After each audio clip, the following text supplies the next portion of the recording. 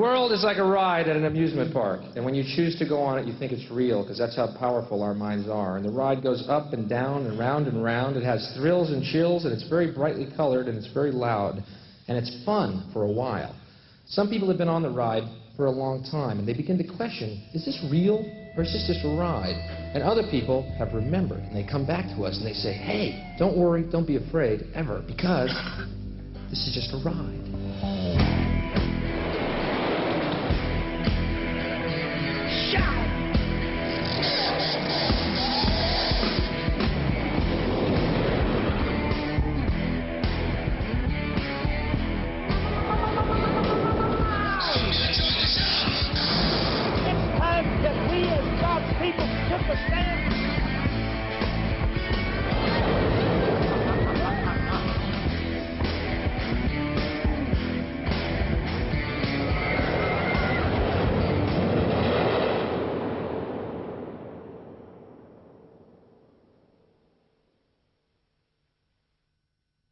He was the type of guy that you'd watch him as a comedian and you'd kind of feel bad. You'd kind of go, you know, I should be doing more of this kind of thing.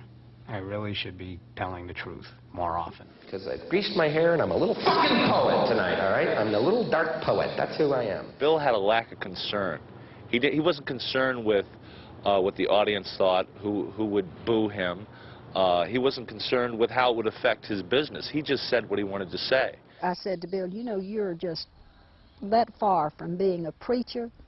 And he said, I am a preacher. My voice was not heard. The questions were not asked that I wanted to see asked. He's really an ass-kicking comedian, you know, the best kind, the only kind that matters. And when jokes the jokes are meant to kill. How many, quickly, how many non-smokers are here tonight? Non-smokers, by round of applause. Let's hear non-smokers.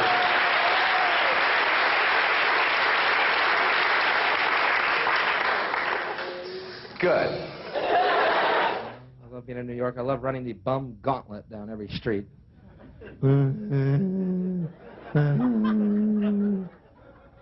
God, I hate those guys, man. Very idea they want me to just give them the hard-earned money my folks send to me every week. Leech.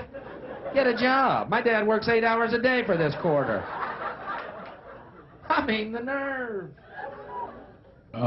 Many good artists have an inner voice, and for whatever reason, some people can hear their inner voice and others can't. And I think his was one of questioning what was going on around him, from religion to politics to sexuality, drug use, evolution.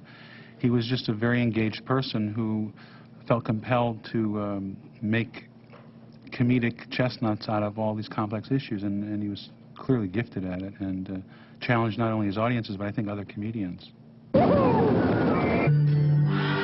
time that we as God's people took a stand and said to our kids, no, no!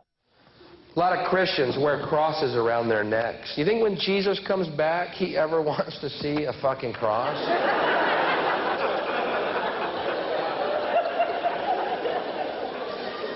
It's kind of like going up to Jackie Onassis with a little sniper rifle pendant, you know. Hey, Jackie, just thinking of John. The first time we heard about Bill performing on stage was at our church camp when he was 13 years old. And I heard about it from some of the ladies in my Sunday school class who asked me if Bill had gone to church camp, which he had. And then one of the ladies told me that her son said that he was the funniest thing he had ever heard. So after Sunday school, I went to our assistant pastor, who had been the camp pastor, and asked him what Bill did. And he said, well, Mary, he is very funny, but you may look at how you raised him. The Prince of Peace is back, but he's pissed off. Fuck you, pilot. I couldn't understand why Bill used the F word so much. And I think I said, well, Bill, I don't hear Bob Hope using it, or any other well-known comedian. And, of course, he didn't like that, and he didn't like Bob Hope too much, or anybody that I would mention. So, he took issue with that statement. I did that joke in Alabama. These three rednecks met me after the show.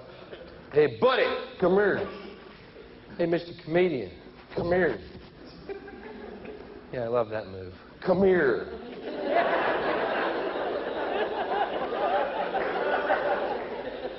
Not a physics major. I think that's a safe bet. Mr. Funny Man, come here. Hey, buddy, we're Christians. We don't like what you said. I said, then forgive me.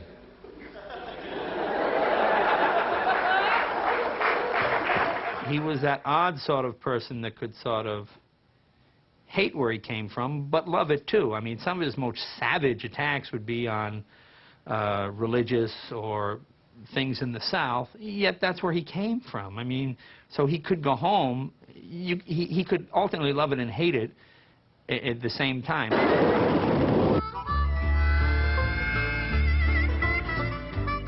I was in Nashville, Tennessee last year.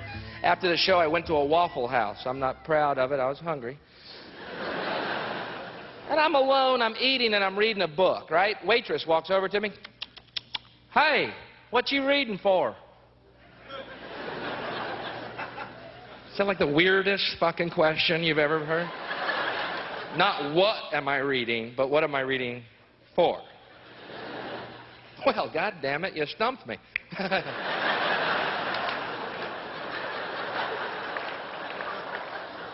Why do I read? Well, I guess I read for a lot of reasons, and the main one is so I don't end up being a fucking waffle waitress. Bill and I both shared the love of the South and its sweetness and just really originality. It's like one of the few really still original places, I think, in America. And Bill knew that. But anytime you love something that much, you see all of its flaws tenfold. But then, this trucker in the next booth gets up, stands over me, and goes, well, looks like we got ourselves a reader.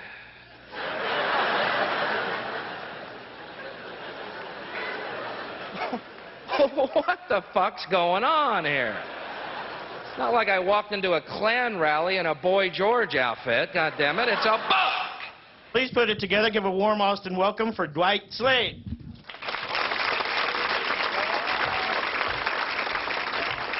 Thank you. Thank you very much. Keep a nice applause going for Louis, ladies and gentlemen. Fresh out of rehab. Well, in 1978, the Comedy Workshop opened up in Houston, Texas, and it was very exciting for us because we were 15 years old, and this was what we were waiting for. But the support for our parents to leave our homes on a school night and go to a nightclub it was unrelentless. We couldn't do it. We were grounded basically for the rest of our adolescence. And the only way to do it was to sneak out. So Kevin Booth would drive up, Bill would sneak out of his window and drive over to my house. I would sneak out of my house. We would get in the car and go down to the workshop and do our sets under the pretenses that we were at the library. It was very strange. I mean, we were all underage. In fact, I think Bill and Dwight had to have some kind of a special permit to be allowed to perform. So it was very weird going from our high school keg parties and everything to this adult world. And then is what really made it weird was when Bill kind of started to rule this adult world. And he wasn't even old enough to be drinking alcohol yet. And all of a sudden he was, you know, he was blowing the other older comedians off the stage.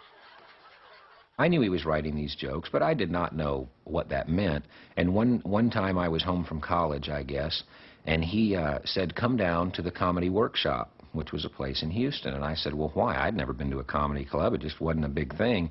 And he said, well, just come down there tonight. So I went down that night, and I couldn't believe it. He was a superstar already. He was like 15 years old, maybe 14 years old. And there was a sold-out show, lines waiting to get in. And that was my brother. I couldn't believe it. Not a time to quit smoking, kids. But I fucking did it. And yes, I miss them. It is hard to quit smoking. Every one of them looks real good to me right now. Every cigarette looks like it was made by God, rolled by Jesus, and moistened shut with Claudia Schiffer's pussy right now.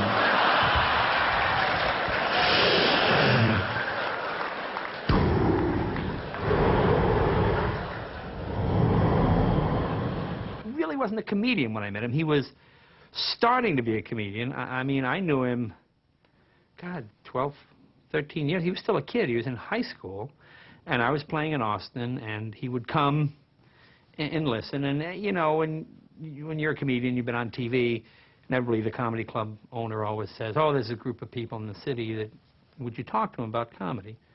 Okay, so one of the afternoons you get on, you talk to them about comedy. I think he had a comedy workshop at this club, and I've always find when you're teaching comedy, the one who sort of gets up and discusses and leaves and thinks you're a jerk is usually the best comedian in the room.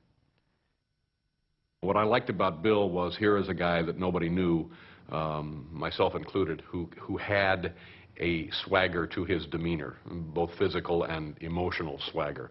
And it was, I just liked that for no good reason, for no justifiable reason. I'm cocky, you know, nobody knows me, too bad. You know, it was just kind of like you could almost see him sort of just turning his shoulder to the audience. No, I've got material planned. I didn't say I'd take fucking requests. Okay? I said if you wanted to hear it, I'd stay. If this is fucking, I'm not a jukebox. Boy, I don't know how much AIDS scares y'all, but I got a theory. The day they come out with a cure for AIDS, guaranteed one shot, no problem, cure, on that day, there's gonna be fucking in the streets, man. It's over! Who are you? Come here. What's your name, baby? No, it's over. Yeah. Woo! Man, if you can't get laid on that day, cut it off. He didn't seem to mind what people thought of him. That never seemed to really matter. And even in the early years in high school, he wasn't really affected by peer pressure or anything like that at all. He's never worried about offending people either. No. Offending people was not something It was their problem. Yeah. You know, if they were offended, then they just didn't get it or something. Did you know if you play New Kids on the Block albums backwards, they sound better? Yeah. Oh, come on, Bill. They're the New Kids. Don't pick on them. They're so good. They're so clean cut. And they're such a good image for the children. Fuck that. When did mediocrity and banality become a good image for your children? I want my children to listen to people who fucking rocked.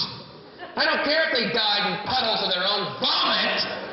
I want someone who plays from his fucking heart.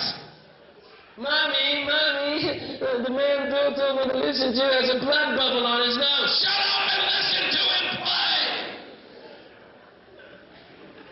The New Kids. Hi, we're the New Kids, and we're so good and clean too.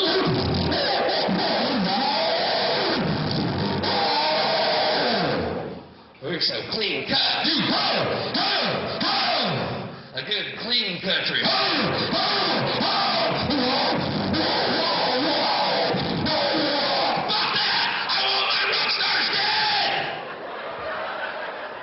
I want them to fucking play with one hand and put a gun in their other fucking hand and go, I hope you enjoyed the show. Yes! Yes! Play from your fucking heart!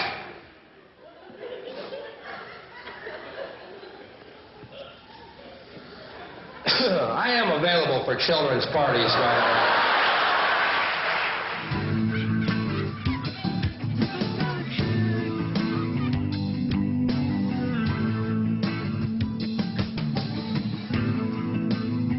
Always interested in altered states, expanded awareness, ever since I knew him. I mean, we meditated and we did flotation tanks, sensory deprivation, all these things. And someone had told him that mushrooms caused these great altered states, so he wanted to try it. I believe that God left certain drugs growing naturally upon our planet to help speed up and facilitate our evolution.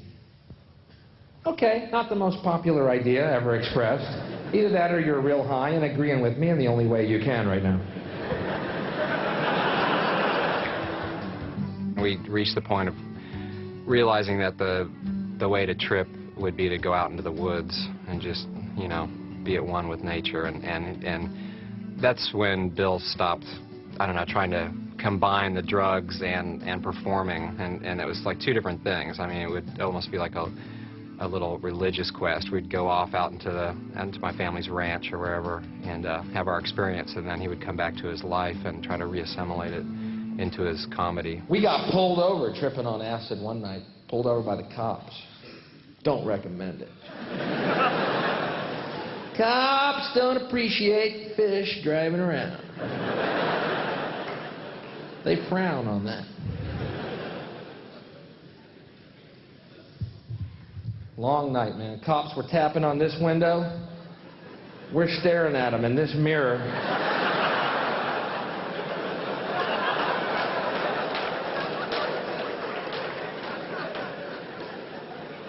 How tall are you? It's a little cop. Look at him. How does he drive that big fucking car? I think a lot of people enjoyed the fact that Bill said, listen, I indulged in drugs, and I had a great time doing it. You know, I didn't lose my house, I didn't lose my car. I mean, it's always this black and white thing.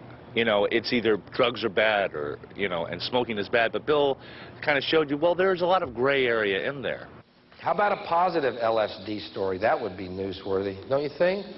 Anybody think that just once, to hear a positive LSD story? Today, a young man on acid realized that all matter is merely energy condensed to a slow vibration, that we are all one consciousness experiencing itself subjectively. There is no such thing as death. Life is only a dream, and we are the imagination of ourselves. Here's Tom with the weather.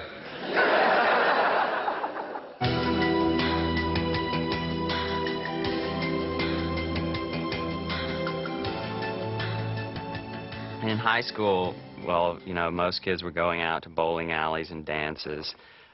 Bill wanted to go to porno movies and things like that, so we said, okay, let's go to a porno movie. So Bill calls up the porno place and says, what's the movie playing tonight? And Babylon Pink. Babylon Pink was the one that stuck in our memory. And Bill calls back and says, what's it about?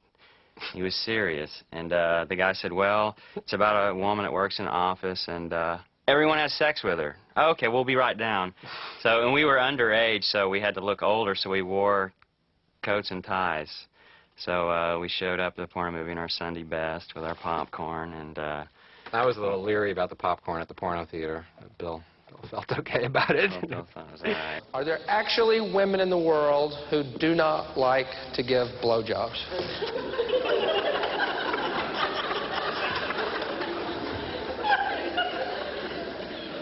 See a lot of guys on dates got their fingers crossed here tonight. Answer him, honey. Go ahead. Let's hear how you feel about this right now. What would always be surprising is when we go see Bill perform, is he would always have like a new twist that he didn't have for us, you know, as friends hanging out and talking. And he would give it one extra edge.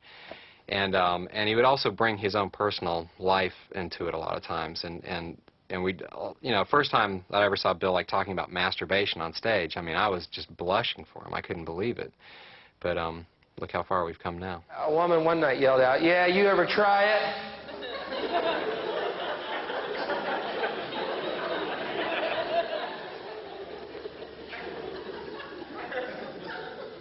I said, "Yeah." Almost broke my back.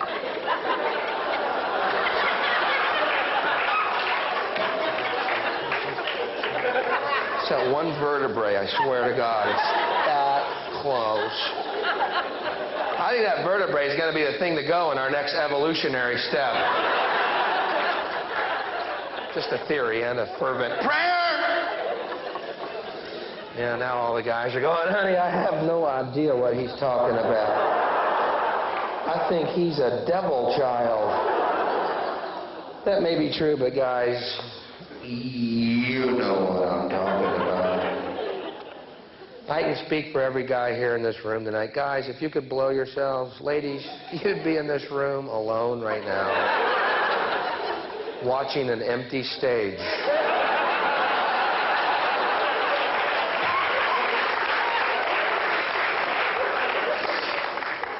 Boy, my folks are proud of me. Bill, honey, you still doing that suck your own cock, Bill? Yeah, Mom. Good, baby. That's such a crowd pleaser. How clever of you to come up with the suck your own cock bit, honey. You're so clever, it makes your mama's bosom swell with pride. Knowing her son is traveling the world using his given surname, going up in front of rooms of total strangers and doing the suck your own cock piece.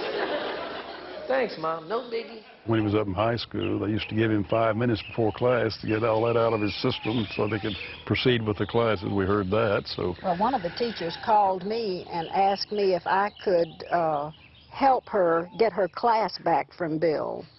She said I told him he could have 5 minutes while I was checking the roll, and she said, I can't get it back. I said, that's your problem. You shouldn't have let him get up there. Honey, I want Dope Boy to come play at our house. He was taking fully the role of the kind of the witch doctor in front of the audience. I mean, really, you got a performance going on here, and it's like a big, giant exorcism of all the evil shit that's inside of us that poisons us day to day to day. It just adds up, gets locked into our brains. We can't get it out. We don't know what to do with it. TV talk shows aren't going to help it. The news isn't. Nothing's going to help it. You just need a guy to get up there and just take you by the lapels and shake the shit out of you. I'm Goat Boy. What do you want, Goat Boy? Big old smelly, shaggy thing. He was dark, and he had some very dark images that he wanted to explain to people in graphic detail. Yeah, so he would shock people, and it would shock people into paying attention or just being surprised that he would say things like that. Goat Boy is here to please you.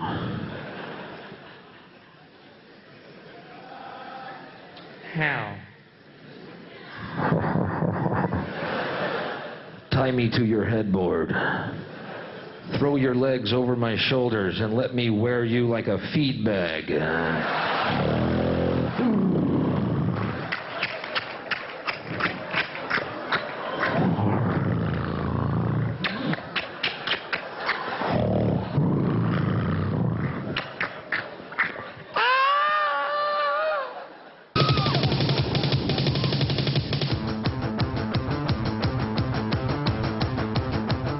Bill and I's whole relationship was based around, like, you know, writing wacky songs and taking these photographs of ourselves, like trying to make ourselves look like rock stars. I really thought Bill and I were going to go on to be in a band together forever, and then he decided to be a stand-up comic. And so he was kind of split on that thing, but he always wanted to be a musician. I mean, rock star, Yeah. I think, was the #1 thing. He was fascinated with, you know, Alice Cooper and rock music and you know, the Jimi Hendrix story, and he was Kiss. He was fascinated by those theatrics and that power.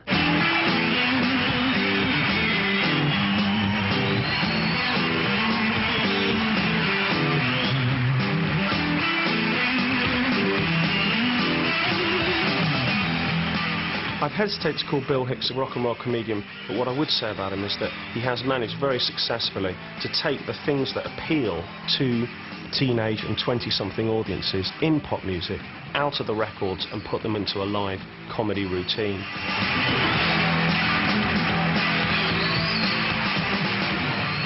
The reason a lot of young middle-class people didn't used to be interested in comedy at all was because the comedians weren't talking about anything that they were interested in, and the reason they're into music instead was because the musicians were. Bill Hicks has taken a lot of those concerns and he's put them into humorous situations, and that's why he has a rock and roll appeal. It's great to be here. I thank you. I've been on the road doing comedy for 10 years now, so bear with me while I plaster on a fake smile and plow through this shit one more time. Most comedians perform in front of television audiences and don't have a life in front of an audience, a real long life in front of the public. But he was performing like, you know, 250, 280 days a year, he told me. And therefore, he really was good, masterful with an audience, easy, at ease with an audience. He could think on his feet. By the way, if anyone here is in advertising or marketing, kill yourself. Thank you. Thank you. Thanks. Just a little thought. I'm just trying to plant seeds. Maybe one day they'll take root. I don't know. You try. You do what you can. Kill yourselves. Seriously, though, if you are, do. No, really. There's no rationalization for what you do, and you are Satan's little helpers, okay? Kill yourself. Seriously. You're the ruiner of all things good. Seriously. No, this is not a joke. He's going to be a joke coming. There's no fucking joke coming. You are Satan's spawn, filling the world with bile and garbage. You are fucked, and you are fucking us. Kill yourself. It's the only way to save your fucking soul. Kill yourself. It wasn't like a guy who just comes up and stands at a mic and lays out one-liners, but rather that there's this sort of tornado moving around the stage and cycling around and throwing all this energy out at you. It was his bravery, you know, where he was able to go on stage. And because you look at him as well, like he played the Dominion. And for any comedian over here to play the Dominion, they'd be kind of going, no pause, so just quickly get the material out, like, you know. And you can see Bill on stage just reflecting and, like, you know, thinking, what am I going to think about next? I know what all the marketing people are thinking right now, too. Oh, you know what Bill's doing? He's going for that anti-marketing dollar. That's a good market. He's very smart. Oh, man, I am not doing that, you fucking evil scumbags. For all the talk about Bill being like Hendrix or Dylan or Jim Morrison or Lenny Bruce, it was Jesus Bill wanted to be. He wanted to save us all. But Bill got freeze-framed in the scene where Jesus went through the temple and said, "This is my Father's house and you've turned it into a den of thieves." Because that's what Bill always wanted to do. He wanted to be Christ at his angriest. You know what Bill's doing now? He's going for the righteous indignation dollar. That's a big dollar. A lot of people are feeling that indignation. We've done research. Huge market. He's doing a good thing. God damn it, I'm not doing that, you scumbags. Quit putting a goddamn dollar sign on every fucking thing on this planet. I personally do not believe in burning the flag. It's a personal belief, but I'll tell you something, I think people are overreacting. Oh, just a little bit. Hey, buddy, my daddy died for that flag. Well, I bought mine. Sorry.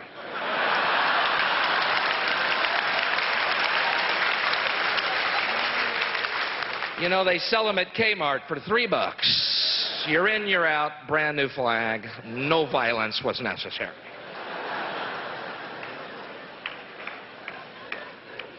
Hey, buddy, my daddy died in the Korean War for that flag. What a coincidence. My flag was made in Korea. America is a place that you love and you hate at the same time because everything is here, everything possible, every possible evil and every possible good. And it's very frustrating for somebody like Bill, whose antennas are always open and he's lays himself open, his heart and his mind, to see all the hypocrisy and contradictions of what we could really be and what we are. Comedians are one of the few people around who really have license to tell the truth, you know. Movies don't really have it, and certainly television personalities don't really have it. Comedians do, because ultimately they're only responsible to themselves. They're not responsible to a studio or a network or a corporate entity, you know. And for that reason, they have probably more license to tell the truth than anybody. And most of them don't take it. Bill took it, and you have to admire that about him.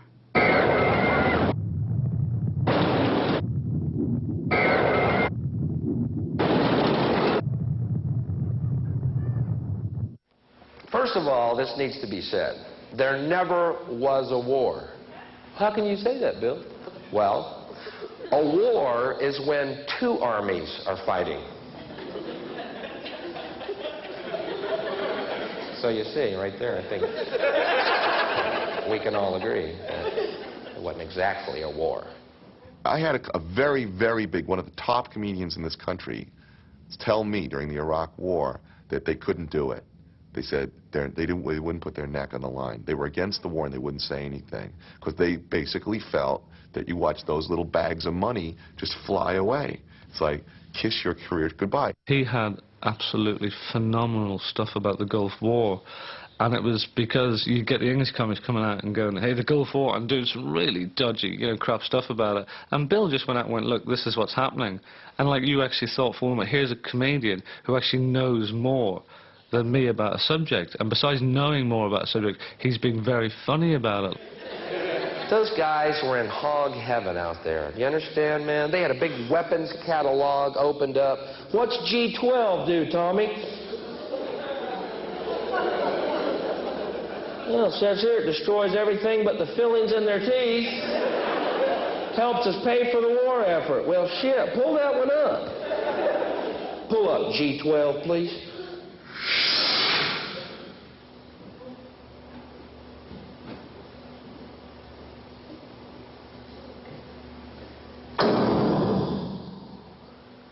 Cool. What's G13 do? See, I think Bill said a lot of things that were so true that, they just couldn't deal with it. I mean, you can't, some people can't take but so much truth. And he would never, with me, I would tell you truths, but then I'd let you off and I'd tell you something real, real funny and make you laugh. But I'd make you think again and make you laugh.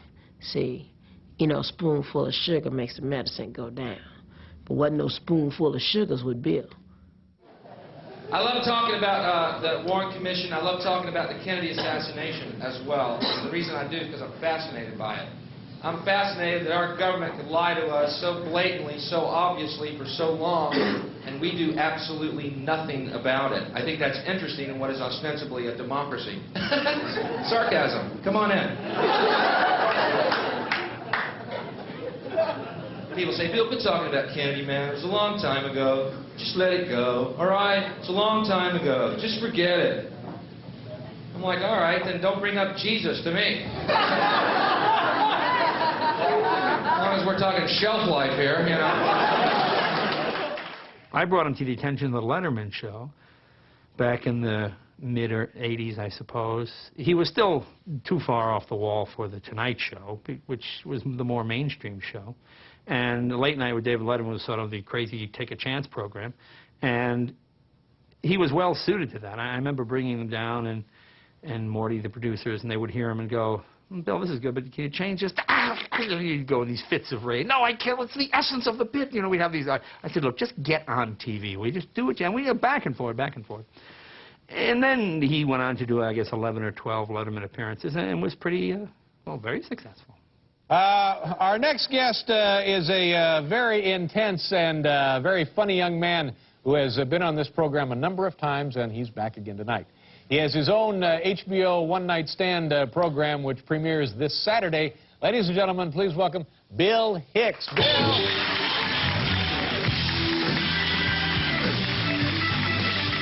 We had heard of him, and he came on the show, and it did very well, as I recall, his first time. And that was great for us because we're always looking for somebody to come on and just blow the roof off the place. And so we thought, this is great. We have a new guy here who has been very effective. And then, of course, you worry, well, can he do it again? Will the subsequent shot hold up? And over the years, and I don't know how long he was with us on the old show, but he never disappointed. I learned a lot about women. I think I learned exactly how the fall of man occurred in the Garden of Eden. Adam and Eve were in the Garden of Eden, and Adam said one day, wow, Eve, here we are at one with nature, at one with God. We'll never age, we'll never die. And all our dreams come true the instant that we have them. And Eve said, yeah, it's just not enough, is it? We always push the envelope by seeing, okay, just how much of a fuck you attitude can you have without going over the line on network television? And that was always the thrill of presenting him.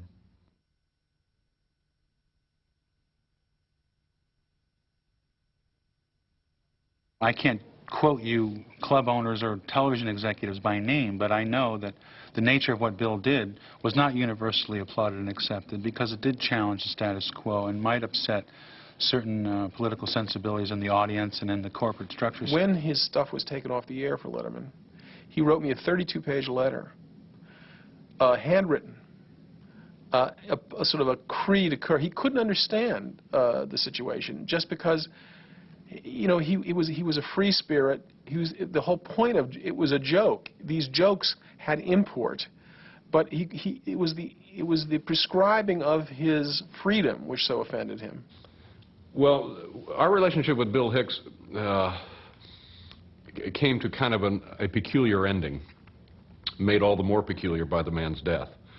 And I have personal regrets about how our relationship developed prior to his death. So it makes me doubly sad that he's now not around so that we can, I think, correct mistakes that were made on his behalf. So I feel a personal sense of regret regarding that.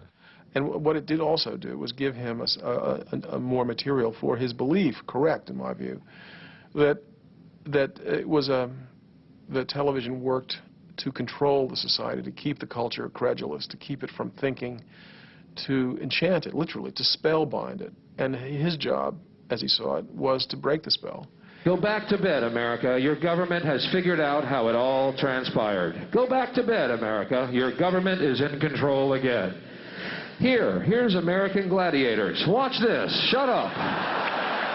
Go back to bed, America. Here is American gladiators. Here is 56 channels of it. Watch these pituitary retards bang their fucking skulls together and congratulate you on living in the land of freedom. Here you go, America. You are free to do as we tell you. You are free to do as we tell you. With Bill, you always got the impression that stand-up was an end in itself. You know, to many people in the stand-up business, it's just a stepping stone. You know, it's, hey, I'll get a sitcom, I'll have a wacky neighbor, and the next thing I know, I'll be chatting with Regis, you know. And it shows. Bill Hicks wasn't out there just to get some laughs and collect a check.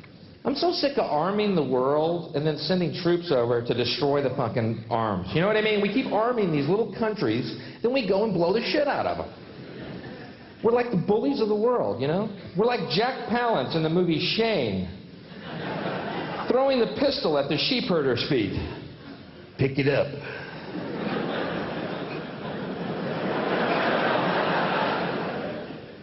I don't want to pick it up, mister. You'll shoot me.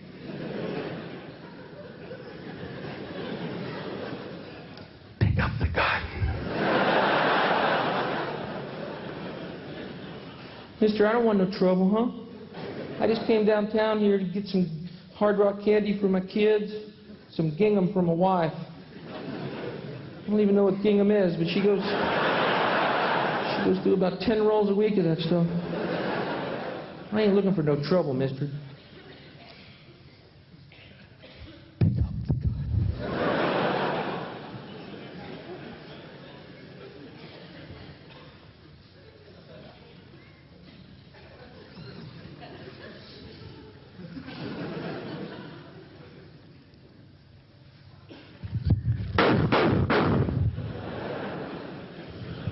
You all saw him. He had a gun. I think his message came from his feelings and his observations of what was happening in this country, and I think he was determined and passionately determined to try to make some changes through this medium. He was on a mission. He was on a journey, and the point was that he did make that journey exciting for anybody who managed to meet him on it. It's just a ride. And we can change it anytime we want. It's only a choice. No effort, no work, no job, no savings of money. A choice right now between fear and love. The eyes of fear want you to put bigger locks on your door, buy guns, close yourself off. The eyes of love instead see all of us as one. I'm going to share with you a vision that I had because I love you and you feel it. You know all that money we spend on nuclear weapons and defense every year, trillions of dollars, correct? Instead, just play with this. If we spent that money feeding and clothing the poor of the world, and it would pay for it many times over, not one human being excluded. Not one human being excluded, and we can explore space together, both inner and outer, forever in peace. Thank you very much. You've been great. I hope you enjoyed it. Thank you very much. You're great. You guys are great. Thank you very much. Good night.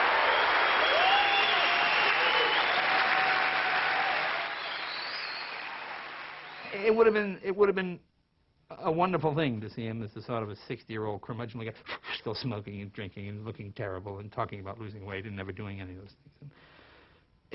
It's just a great tragedy. It's very, very sad.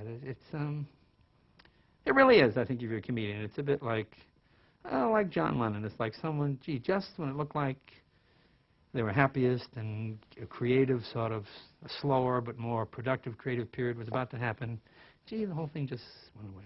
And I have to say, I know Bill has ascended, and God has opened his doors and said, I am so glad to see you. I've been missing you. You know what I'm saying? It's like God called his child home and told him to come on in.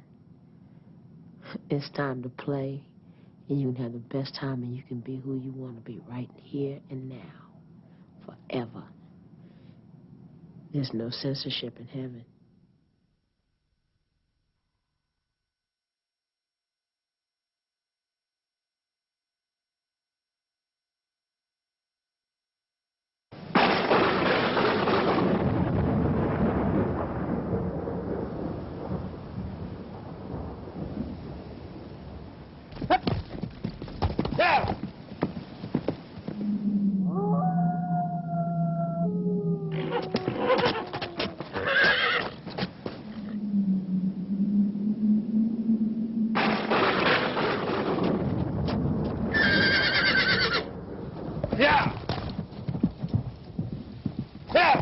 On December 16th, 1961, the world turned upside down, then inside out, and I was born screaming in America.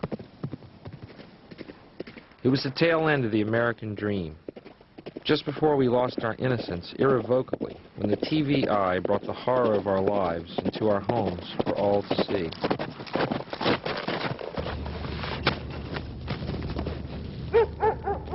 I was told when I grew up I could be anything I wanted. A fireman, a policeman, a doctor, even president, it seemed.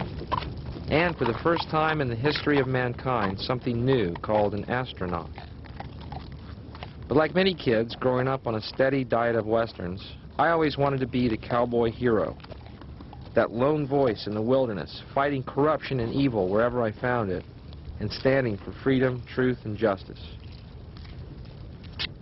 And in my heart of hearts, I still track the remnants of that dream wherever I go, in my never-ending ride into the setting sun.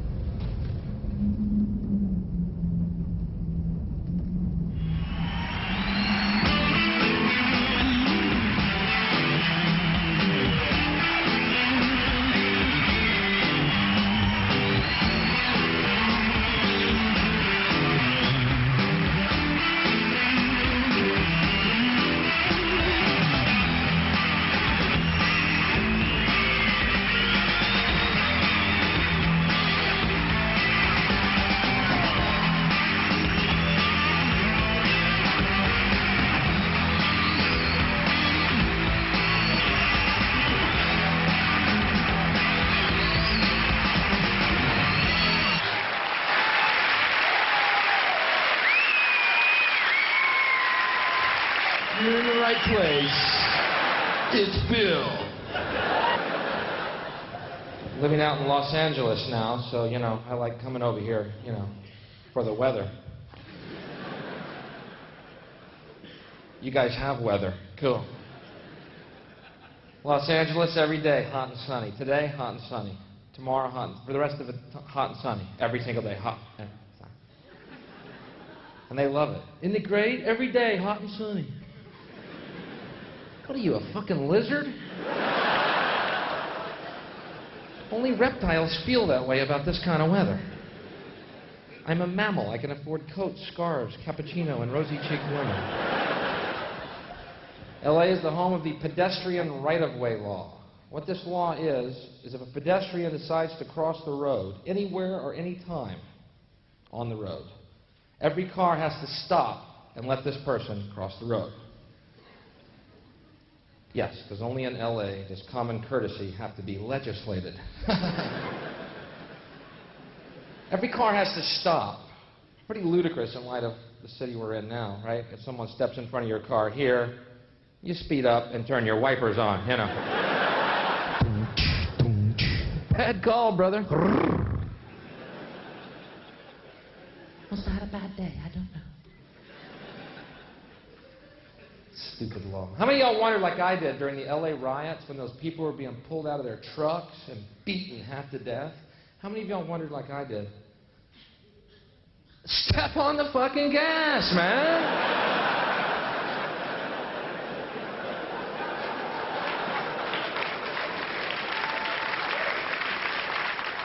They're on foot, you're in a truck. I think I see a way out of this. It's that pedestrian right-of-way law.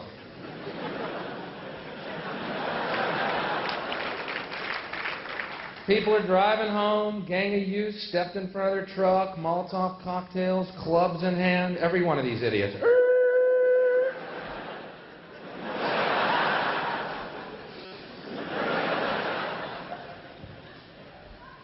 I guarantee you that Reginald Denny, that truck driver, never gonna stop again as long as he lives. Could be an old woman with a baby carriage crossing the road. He's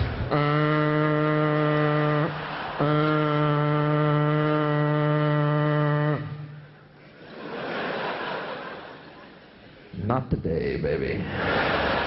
Not a time to quit smoking, kids. But I fucking did it. And yes, I miss them.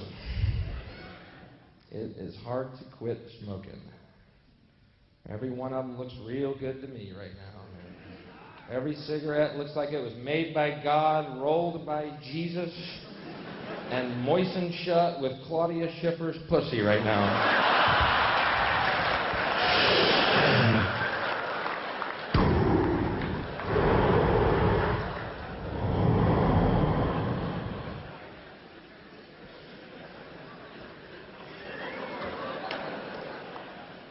Golly, that looks tasty.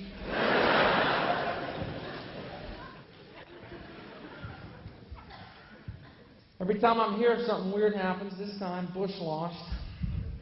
Cool. People ask me where I stood politically, you know. It's not that I disagree with Bush's economic policy or his foreign policy. It's that I believe he was a child of Satan here to destroy the planet Earth. Yeah, I'm a little to the left there, I was. I was leaning that way, I think. Yeah, you know who else is gone? Little Quail Boy! Little Damien! Is that guy Damien? Tell me those blank, empty eyes aren't going to glow red in the very near future. Stop making jokes about me!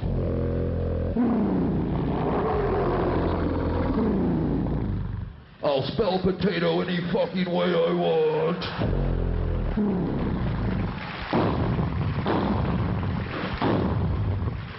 Rioters in LA, let's nuke them. Bush was a pussy. He held me back.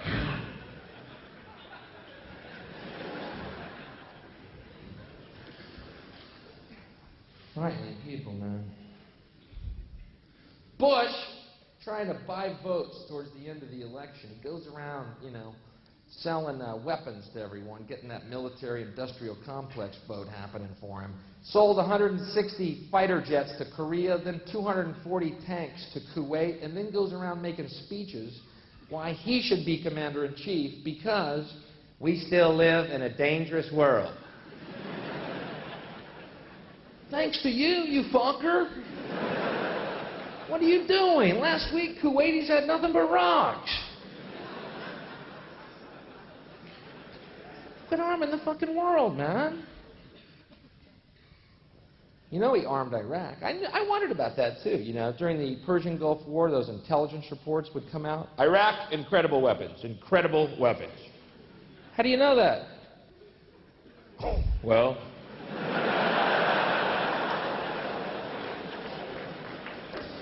we looked at the receipt.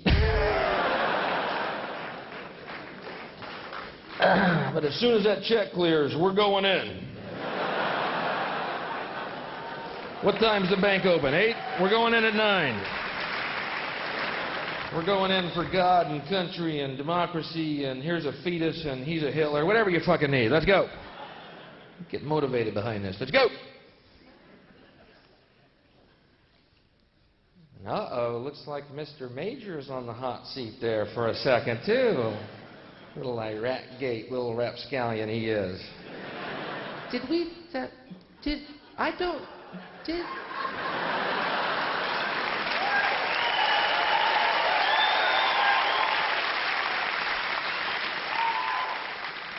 I'll have to check Maggie's old calendar.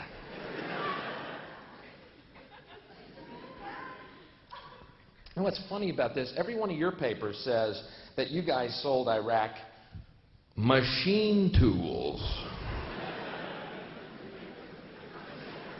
which Iraq then converted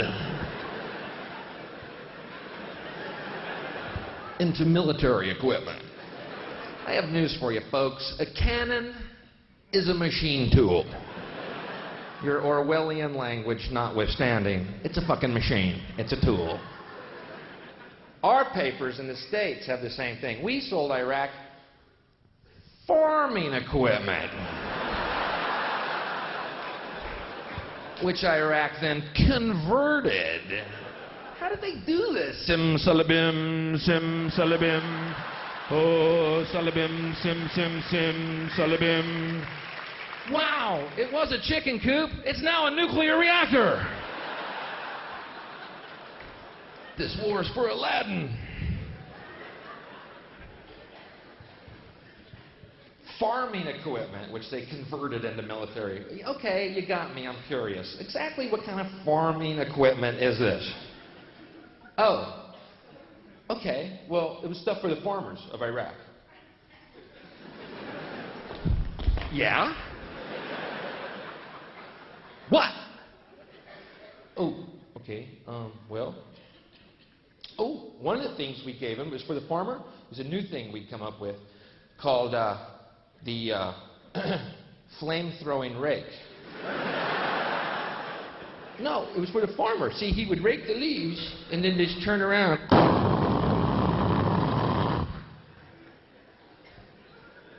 You know what the Iraqis did with that?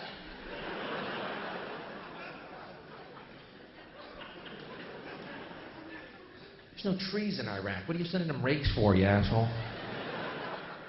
We could have done our research better, perhaps, yes. What else did you sell him? Okay, one of the other things we gave him is a new thing for the farmer. The armored tractor. No, what farmers, when they farm, will look over their shoulders at times, and they won't see a tree, and they'll hit it, maybe, and there'll be a wasp nest in the tree, and the wasp will come in and sting them. So we put 4 inches of armor all over the tractor and a turret to shoot pesticide on the wasp. Yeah, but you know what the Iraqis did with that? Can't trust them.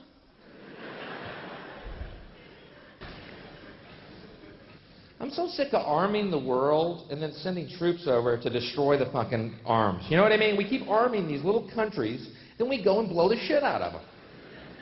We're like the bullies of the world, you know? We're like Jack Palance in the movie Shane, throwing the pistol at the sheep herder's feet. Pick it up.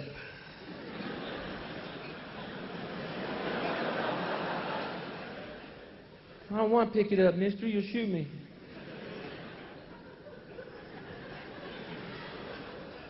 Pick up the gun. Mister, I don't want no trouble, huh? I just came downtown here to get some Hard Rock candy for my kids, some gingham for my wife. I don't even know what gingham is, but she goes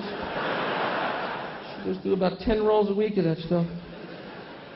I ain't looking for no trouble, mister. Pick up the gun.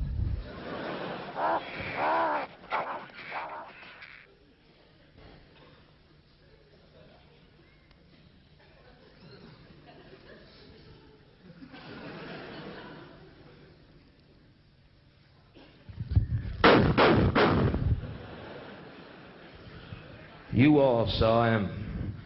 He had a gun.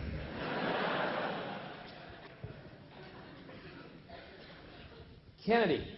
I love talking about the Kennedy assassination because to me it's a great example of a totalitarian government's ability to, manage information and thus keep us in the dark any way they do. Oh, sorry, wrong meeting. Shit. That's the meeting we're having tomorrow at the docks.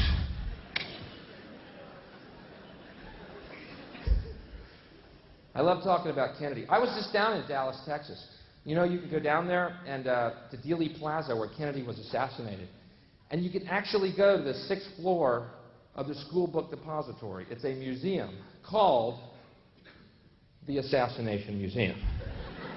I think named that after the assassination. I can't be too sure of the chronology here, but anyway, they have the window set up to look exactly like it did on that day, and it's really accurate, because Oswald's not in it. Yeah, so, wow. Painstaking accuracy, It's true. It's called a sniper's nest. It's glassed in. It's got the boxes sitting there, and you can't actually get to the window itself. And the reason they did that, of course, they didn't want thousands of American tourists getting there each year going, no fucking way! I can't even see the road! Shit, they're lying to us! Fuck! Where are they? There's no fucking way! Not unless Oswald was hanging by his toes, upside down from the ledge. Either that or some pigeons grabbed onto him, flew him over the motorcade. Surely someone would have seen that. There was rumors of anti-Castro pigeons seen drinking in bars. Someone overheard them saying, coo, coo.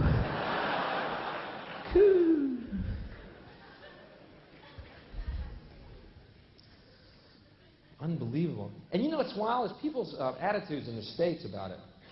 Talking about Kennedy, people come up to me, Bill, quit talking about Kennedy, man. Let it go. It's a long time ago. Just forget about it.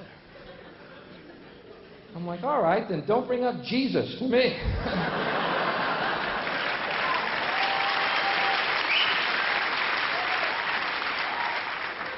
As long as we're talking shelf life here.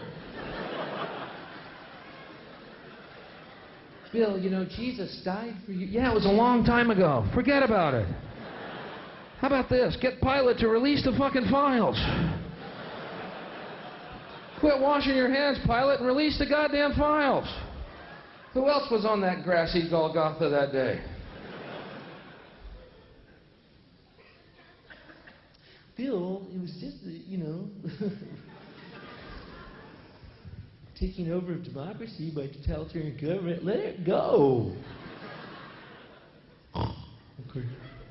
Sorry.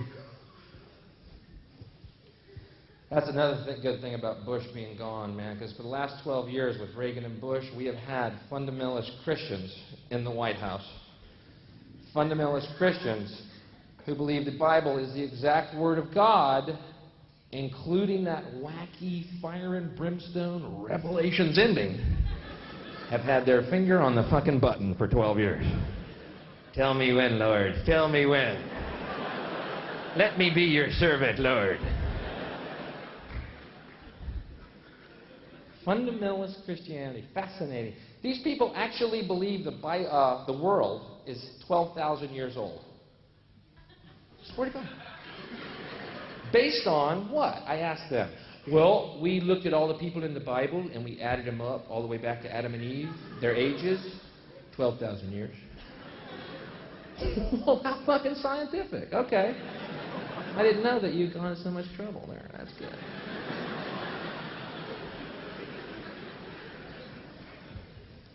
You believe the world's 12,000 years old? That's right. Okay, I got one word to ask you. One word question. Ready? Dinosaur.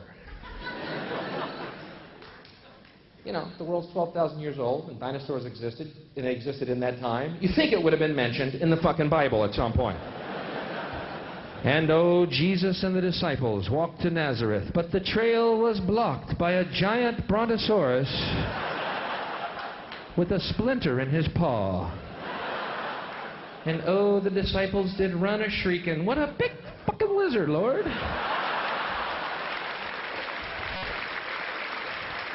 But Jesus was unafraid, and he took the splinter from the brontosaurus' paw, and the big lizard became his friend. And Jesus sent him to Scotland, where he lived in a loch for oh so many years, inviting thousands of American tourists to bring their fat fucking families and their fat dollar bills. And oh, Scotland did praise the Lord. Thank you, Lord. Thank you, Lord. Thank you, Lord. But get this.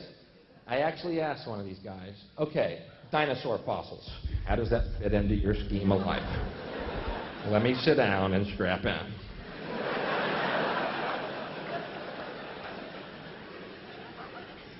He says, dinosaur fossils? God put those here to test our faith.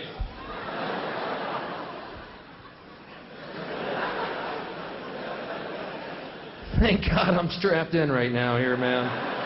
I think God put you here to test my faith, dude. You believe that? Uh-huh. Does that trouble anyone here? The idea that God might be fucking with our heads? I have trouble sleeping with that knowledge. Some prankster God running around.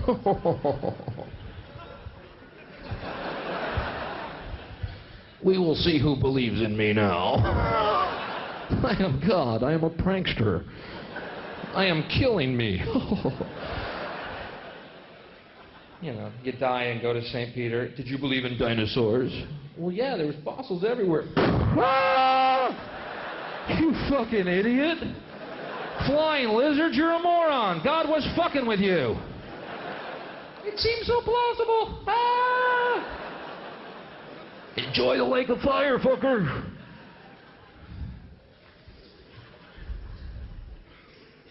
They believe this. You ever notice how people who believe in creationism look really unevolved? You ever notice that? Eyes real close together, eyebrow ridges, big furry hands and feet. I believe God created me in one day.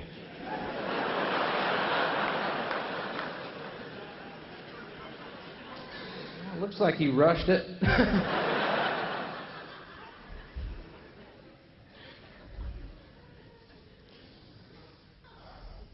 They believe the Bible is the exact Word of God. Then they changed the Bible. Pretty presumptuous. I'll think what God meant to say.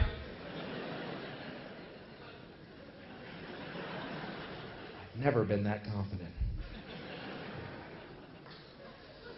They actually have a Bible out called the New Living Bible. It's the Bible in updated and modern English, I guess to make it more palatable for people to read, but it's really weird when you listen to it. And Jesus walked on water. And Peter said, awesome.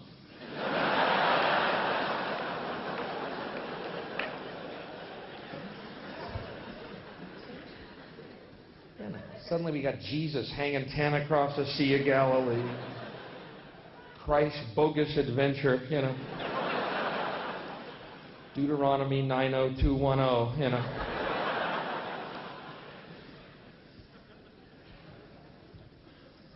Such a weird belief. A lot of Christians wear crosses around their necks. You think when Jesus comes back, he's going to want to see a fucking cross, man? Ow. That may be why he hadn't shown up yet. But man, they're still wearing crosses. Fuck it, I'm not going, Dad. No, they totally missed the point.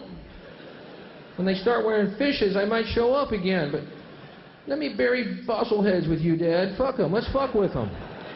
They're fucking with me now. Let's get them. Give me that brontosaurus head, Dad. You know, it's kind of like going up to Jackie Onassis with a rifle pendant on, you know? Thinking of John, Jackie. We love him. Trying to keep that memory alive, baby.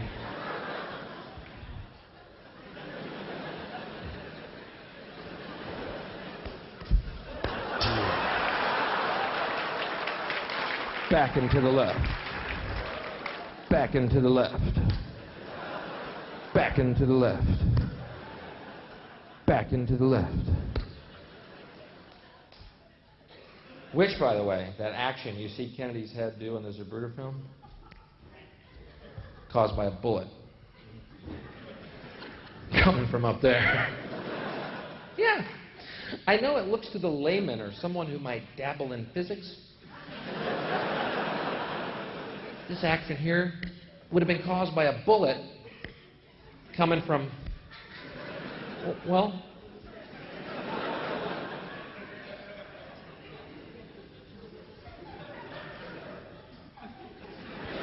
up here. Did you see that? Did everyone see that? Yeah, but no. What happened was Oswald's gun went off, causing an echo through the buildings of Dealey Plaza. And the echo went by the limo on the left, up into the grassy knoll, hitting some leaves, causing dust to fly out, which 56 witnesses testified was a gunshot, because immediately Kennedy's head went over.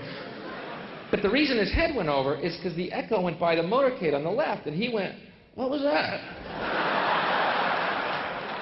So there. We have figured it out. Go back to bed, America. Your government has figured out how it all transpired. Go back to bed, America. Your government is in control again. Here's American Gladiators. Watch this. Shut up. Go back to bed, America. Here's American Gladiators. Here is 56 channels of it. Watch these pituitary retards bang their fucking skulls together and congratulate you on living in the land of freedom. Here you go, America. You are free to do as we tell you. You are free to do as we tell you. Oh, good. Honey, I heard on the news that they figured out that the gun, what happened is that there's an echo and that Kennedy was asking Jackie what it was, and that's why his head flew up. Honey, what time's Gladiators on? Are we missing it? Woo, I'm so glad we're free, honey. Listen, a few weeks ago, all these articles in the paper, is Gladiators too violent? And what are we doing watching this? Is it really good for us to watch? Is it too violent? No, fuck it. Give these guys chainsaws. Let them fuck each other up good. It's not violent enough. Let these fucking morons kill each other in that goddamn pit. Give them chainsaws and I want to see a fucking railway spike go through their eyeball. How about this? Give everyone in the audience a pistol. There, you fuckers. See who comes out alive. You know, I'm tired of this false fucking sanctimonious morality about life. Ain't life keen? Let's pat ourselves on the back. Fuck you. They want to kill each other. I'm filming it. You know? I had a great idea for the movies. No one wants to fucking hear it. I don't know why. I was watching Terminator 2, and I'm thinking to myself, these are the most amazing stunts I've ever seen. $100 million it cost to make this film. How are they ever going to top these stunts in a movie again? There's no way. Unless they start using terminally ill people.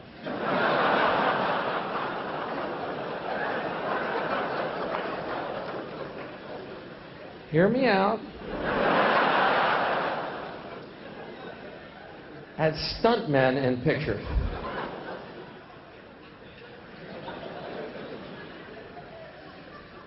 Okay, not the most popular idea ever. I think I prefaced it with that. But what? You know, some of you probably think that's cruel, don't you? Oh, it's cruel.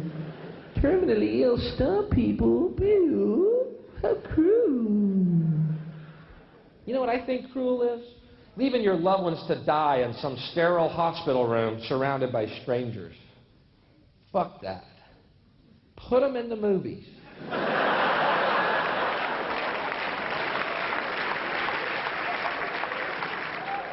What? You want your grandmother dying like a little bird in some hospital room? Her translucent skin so thin you can see her last heartbeat work its way down her blue vein?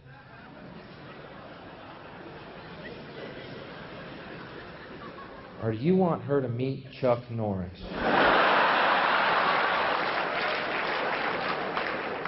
Why be so selfish as to deprive her of that thrill? Doc, how come you dressed my grandmother up as a mugger? Shut up and get off the set.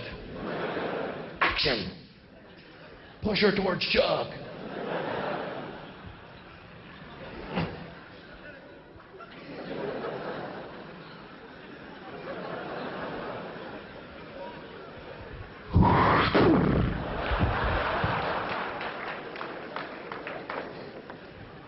Wow, he kicked her head right off her body. Did you see that? Did you see my Grammy? She's out of her misery. I just saw the greatest fucking movie of my life. Cool. Okay, not the most popular idea ever done. All I'm saying is people are dying every day and movies are getting more and more boring.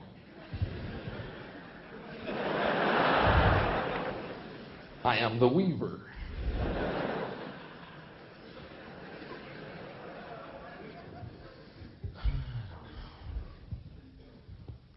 Is American Gladiator too violent? I don't know. Watch the fucking news, man. It's frightening. What could be worse? Watch the news these days, you know? It's unbelievable. You think you just walk out your door, you're immediately going to be raped by some crack-addicted, AIDS-infected pit bull, you know? Just horrible news story, you know? Honey, I'm going to check the mail.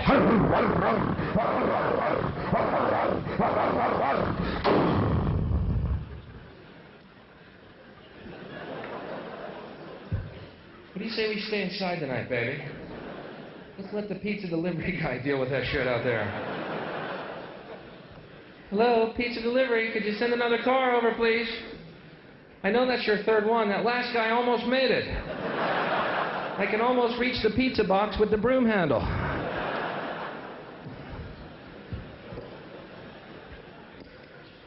How come those pit bulls are eating your driver, but they're not touching that fucking pizza? But they know that we don't know. Hello? Pretty soon we're all going to be locked inside our homes, no one on the streets but pizza delivery guys and armored cars with turrets shooting pizzas through the mail slots of our front doors. And every house will glow with American gladiators beamed in. We are free. Keep repeating, we are free.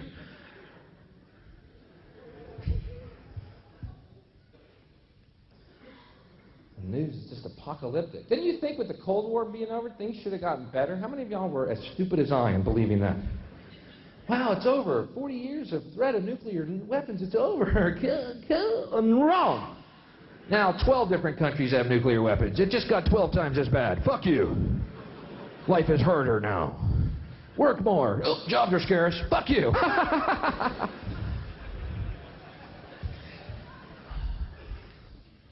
By the way, if anyone here is in advertising or marketing, kill yourself. Thank you. Thank you. Thanks. Just a little thought. I'm just trying to plant seeds. Maybe one day they'll take root. I don't know. You try. You do what you can. Kill yourselves. Seriously, though, if you are, do. No, really. There's no rationalization for what you do, and you are Satan's little helpers, okay? Kill yourself. Seriously. You're the ruiner of all things good. Seriously. No, this is not a joke. He's going to be a joke coming. There's no fucking joke coming. You are Satan's spawn, filling the world with bile and garbage. You are fucked, and you are fucking us. Kill yourself. It's the only way to save your fucking soul. Kill yourself. Plant seeds. I know all the marketing people are going, he's doing a joke. There's no joke here whatsoever. Suck a tailpipe, fucking hang yourself, borrow a gun from a Yank friend. I don't care how you do it. Rid the world of your evil fucking machinations. Whatever, you know what I mean. I know what all the marketing people are thinking right now, too. Oh, you know what Bill's doing? He's going for that anti-marketing dollar. That's a good market. He's very smart. Oh, man, I am not doing that, you fucking evil scumbags.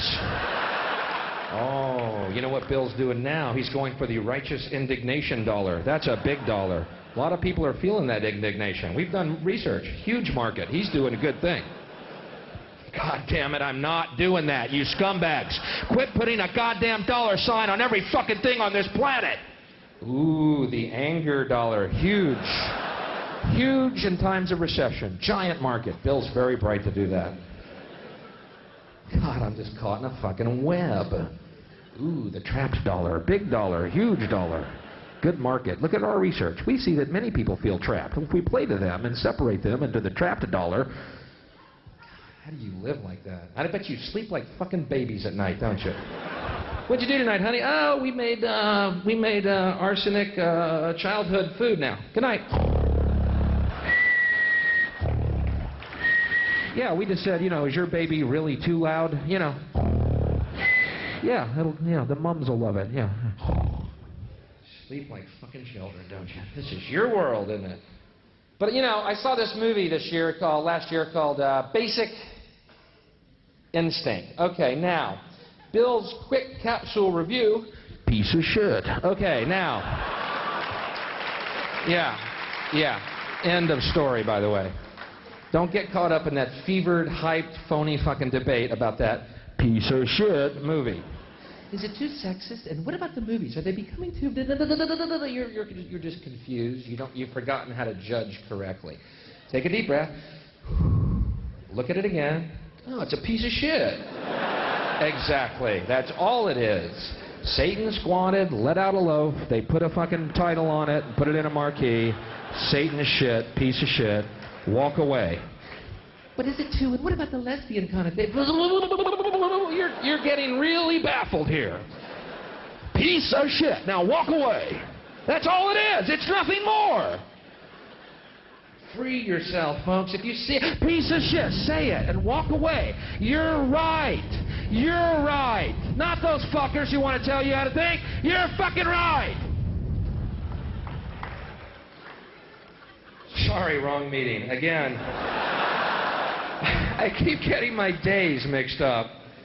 Tomorrow it's the meeting at the docks. Tonight it's comedy entertainment with young Bill.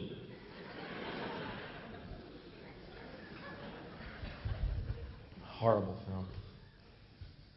And then I come to find out after that film that all the lesbian sex scenes, let me repeat that, all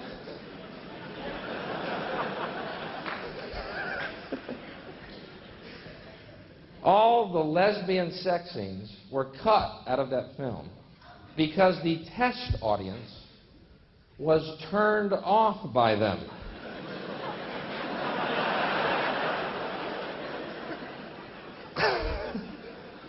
Boy, is my thumb not on the pulse of America. I don't want to seem like Randy Pan the goat boy, but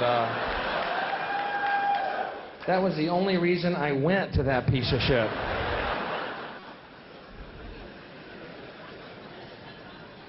If I had been in that test audience, the only one out front protesting that film would have been Michael Douglas demanding his part be put back in, all right? I swear I was in that movie. I swear I was. See, Mike, the movie started. Sharon Stone was eating another woman for an hour and a half. Then the credits rolled. I don't remember seeing your scrawny ass, Mike. Was Bill Hicks in that test audience? Goat boy called it like he saw it, Mikey. You made your 14 mil. Now hit the fucking road. Goat Boy is inviting some people over to see the video premiere of the Goat Boy edited version. I am Goat Boy. What do you want, Goat Boy? Big old smelly, shaggy thing. Goat Boy is here to please you.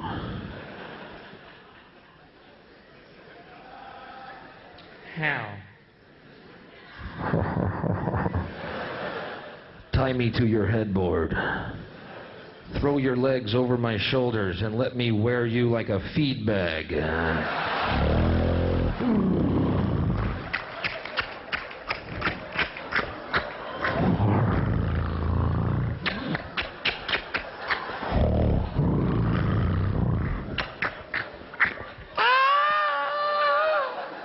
Hold on to my horns.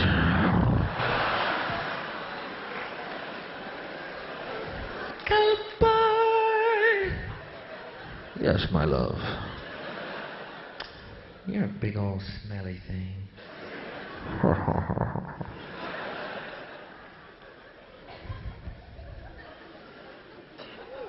I need professional help at this point. I think I need a priest at this point. Forgive me, Father, for I have sinned. What have you done, my son? Well, I said the word fuck gratuitously. Yes, and what else, my son?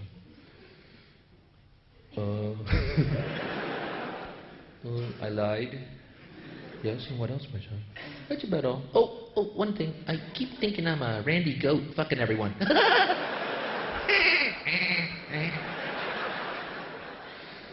Unless, of course, it's a woman priest, in which case it'll go like this. Forgive me, Father, for what I'm about to do.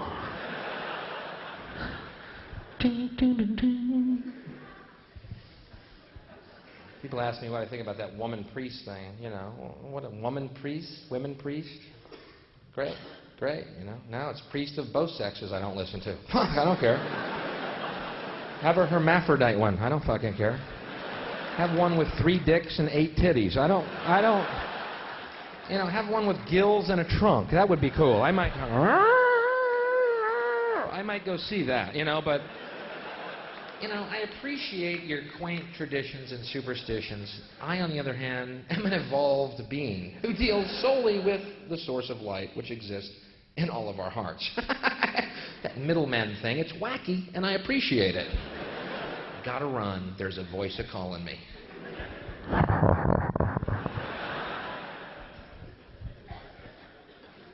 Now, you guys are totally weird sexually. Here's why. Oh, yeah. Coming from Goat Boy. Oh, boy. Yes, Bill. And how is that? That we have human sex? Does that bother you, Bill? Goat Boy finds that disgusting. Where is the fun in that? Goat Boy loves young girls. 16 years old. Ooh, Goat Boy. Hello. Hi, Goat Boy, you big old smelly thing. Ooh, you smell like an old boot. I don't see you running away. I'm not scared of you. Besides, your eyes are really kind and peaceful. Except for that fire that burns real far deep inside of them.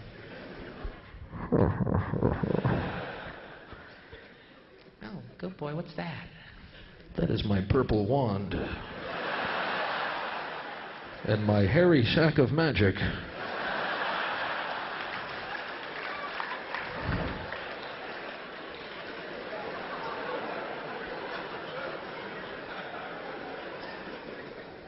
You do tricks?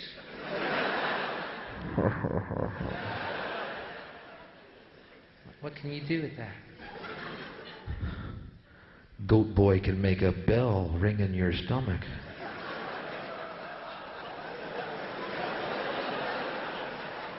What does that bell mean? It calls Goat Boy to dinner. Goat Boy! Okay, Bill, stop with the Goat Boy thing. We get it, all right? It's kind of amusing, but let's, okay. don't like Goat Boy? Goat Boy is hurt by your indifference. He wanted you to come dance with him in the pastures. Ding, ding, ding. Goat Boy wants to string flowers through your hair and on your head. Do, do, do, do, do, do, do, do, do. Why do you like young girls, Goat Boy? Because you are beautiful. There's nothing between your legs. It's like a wisp of cotton candy framing a paper cut.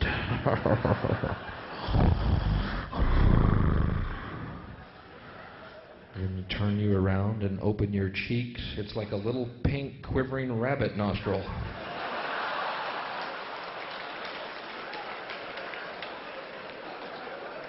Oh, how cute. I bet your asshole tastes better than most girls' pussies. Come here. Goat Boy! Shaggy old thing. I'm not gonna kiss you. I don't know where your mouth's been. Do you want me to tell you? Okay, Bill, seriously, the Goat Boy thing's it's getting weird. Except for some of my goat children. More, Father, more. More, Goat Boy, Father. We are your goat children. We too lay in the forest waiting for young virgins to come. But you guys are weird. Get this, man. I'm walking down through the West End one day, right? And this busload of tourists from Iowa gets off the bus, these big cow people, right? They bump into me, and I go flying into this adult bookstore, right?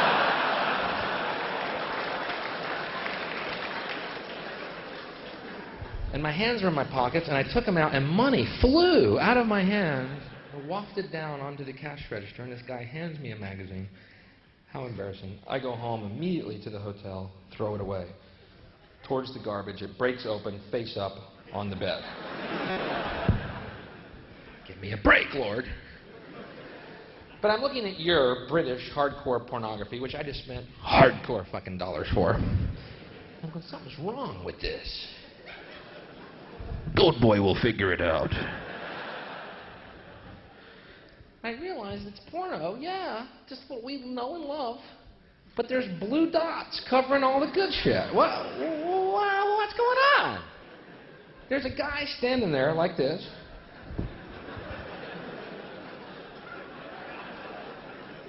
There's a woman kneeling, well, I believe she was like this.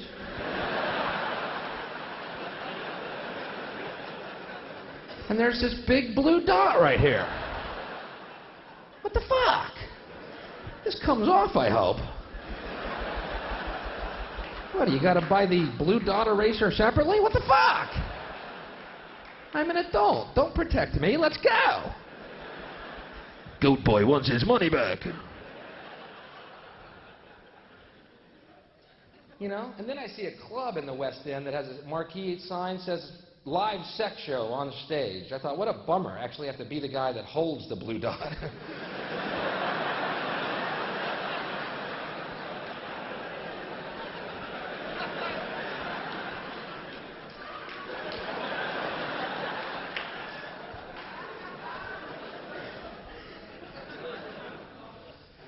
All right.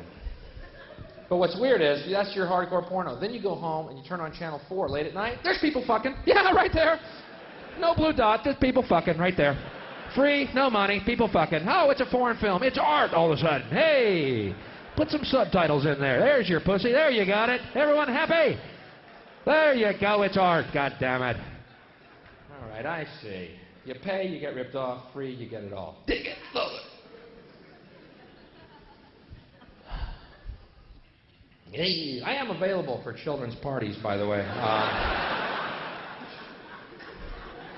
Mommy, I want Goat Boy to come play at our house.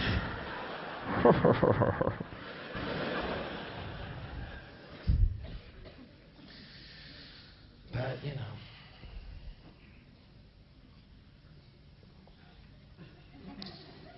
Pot, right. They lie about marijuana. Tell you pot smoking makes you unmotivated. Lie. When you're high, you can do everything you normally do just as well. You just realize it's not worth the fucking effort.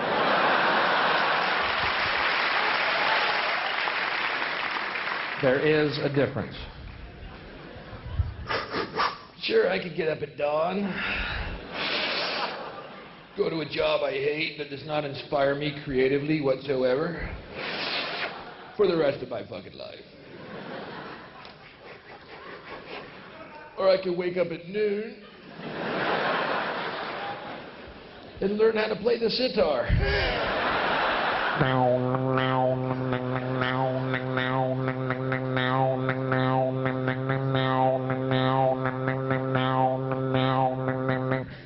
Pretty simple when it's spelled out in black and white, isn't it? You know? Only thing I've ever heard about pot is that pot might lower sperm count. Good. There's too many fucking people in the world. Someone needs to say that, by the way. Tired of this, hey, aren't we the coolest? Humans are so neat. Too many of you. Quit running just for a fucking day. Let's work out this food-air deal. Then go back to your running. But I'll tell you this, where this idea that childbirth is a miracle came from, I missed that fucking meeting, okay? It's a miracle. Childbirth is a miracle. No, it's not. No more a miracle than eating food and a turd coming out of your ass, all right? It's a chemical reaction, that's all it fucking is. You want to know what a miracle is? Raising a kid and talk in a movie theater, okay? There's a goddamn miracle. It's not a miracle if every 9 months any yin-yang in the world can drop a litter of these mewling cabbages on our planet. And just in case you haven't seen the single mom statistics lately, the miracle is spreading like wildfire. Hallelujah. Trailer parks and council flats all over the world just filling up with little miracles. Thunk, thunk, thunk, like frogs laying eggs.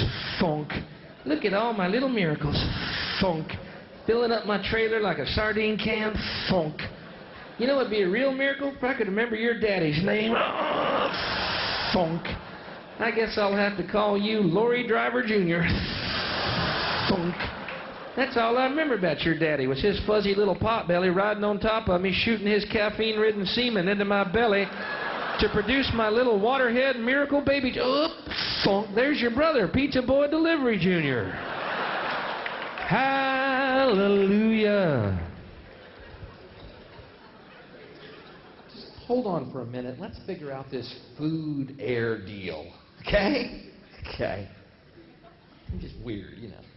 How about have a neat world for kids to come to? Okay, it's me. Fuck it. Drop them like fucking flies. Boom. Just fill up the world with them. I just don't get it, you know. I mean, I'm sorry, man. You know, kids are fine. Just keep them away from me. All right there, all right?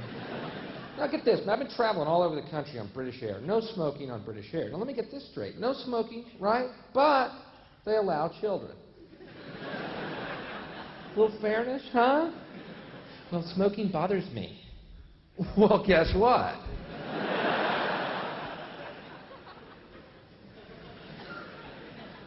I was on this one flight, right? I'm flying, I'm sleeping on the plane, I'm fucking knackered.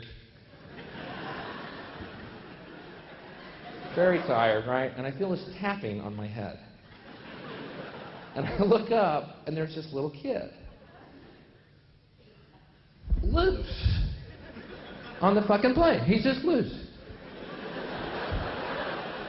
It's his playground in the sky. And he has decided that his job is to repetitively tap me on the top of the head.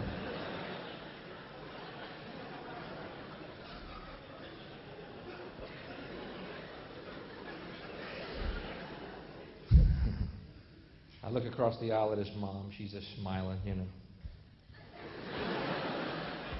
This guy next to the mom goes, "They're so cute when they're that small." Isn't that amazing, letting your kid run loose on a fucking plane? And then the kid runs over to the emergency exit, and he starts flipping that handle to the door. And the guy next to the mom starts to get up. And I go, wait a minute.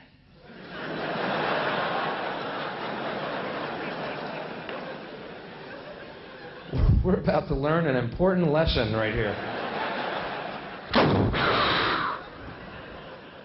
Well, you're right. The smaller he gets, the cuter he is.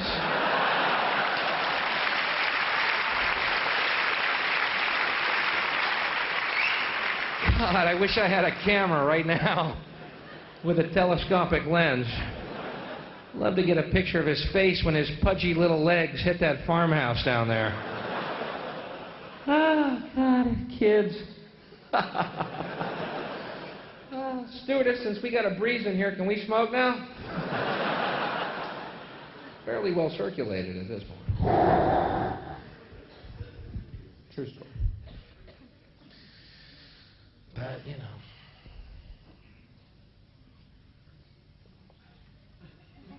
Why is marijuana against the law? It grows naturally upon our planet. Doesn't the idea of making nature against the law seem to you a bit paranoid? You know what I mean? It's nature. How do you make nature against the fucking law? Grows everywhere, serves 1,000 different functions, all of them positive. To make marijuana against the law is like saying God made a mistake. You know what I mean? It's like God on the seventh day looked down at his creation. There it is, my creation, perfect and holy in all ways. Now I can rest.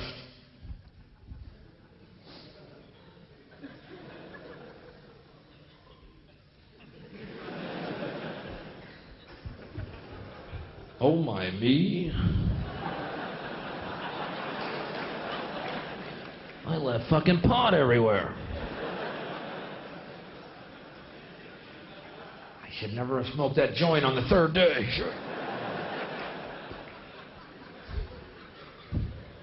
That was the day I created possums. Still gives me a chuckle. If I leave pot everywhere, that's going to give humans the impression they're supposed to use it.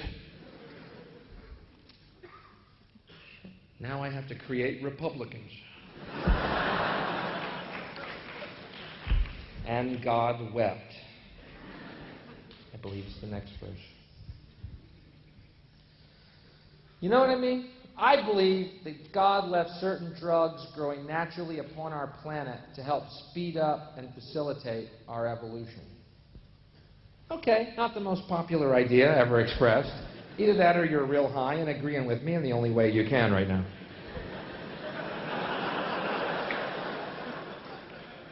I forgot the code. Is it 2 blinks yes, 1 blink no? Do you think magic mushrooms growing atop cow shit was an accident?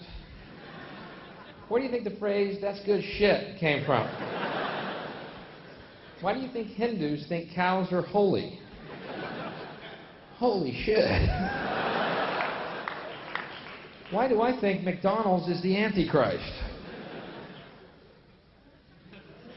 That's God's little accelerator pad for our evolution. Because think about this, man. For billions of years, sorry, fundamentalists, we were nothing but apes.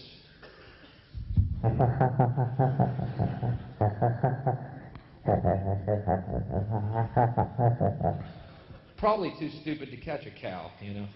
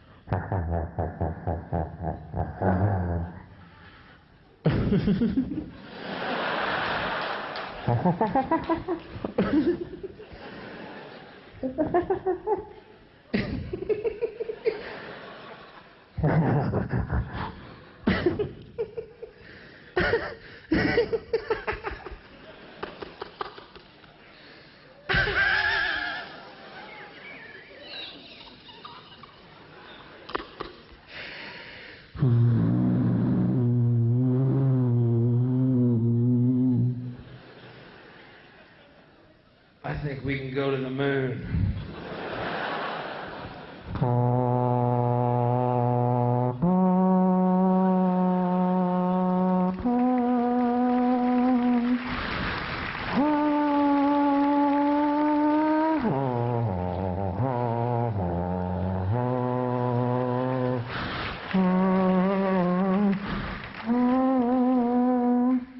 is exactly how it fucking happened.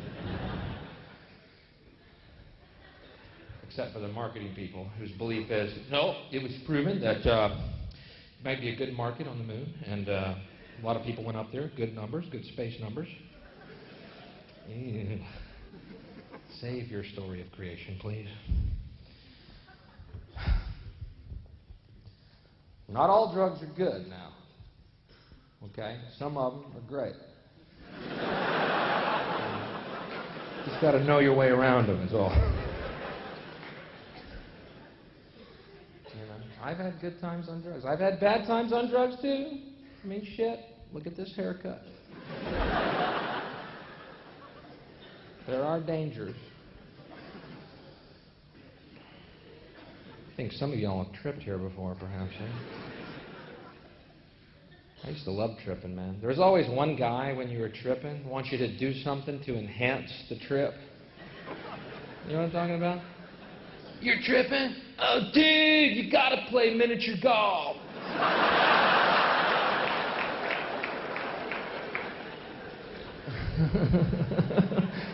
Yeah, that's exactly what I was thinking, man.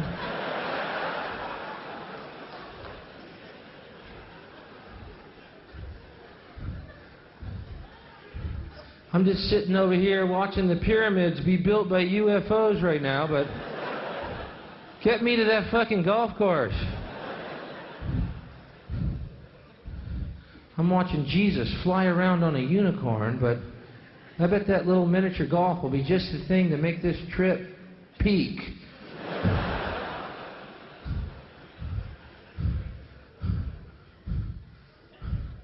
So you guys can use your legs, huh?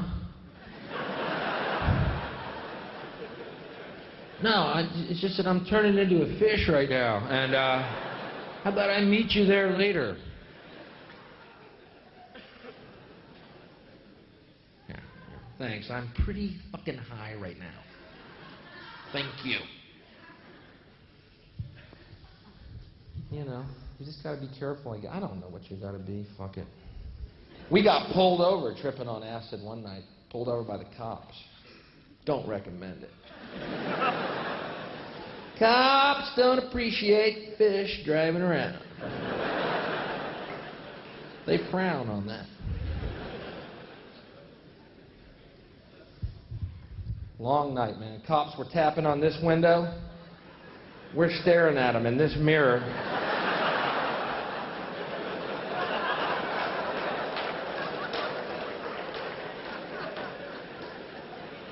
How tall are you?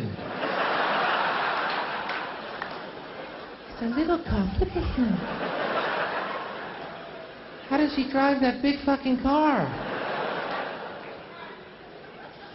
Man, there could be thousands of them. Shit.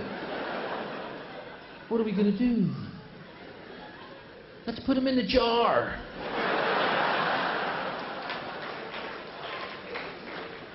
Made perfect sense at that moment. Put them in a jar, poke some holes in the lid, leave them by the road. You never get us, coppers. We'll send some little firemen to let you out.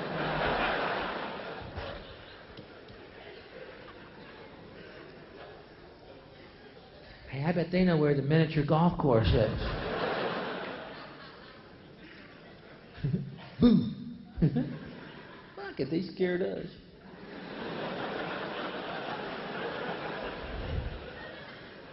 Son, you want to stand up, please?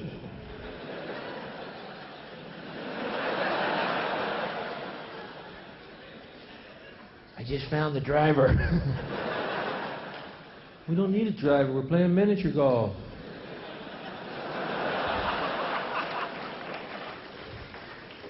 True story. Now, later, when I was released, I mean spiritually, I feel... I'd like to see some ID. I'm me, he's him, you're you. Put your hands against the car, please. Which one? The UFO, the unicorn, or your cruiser?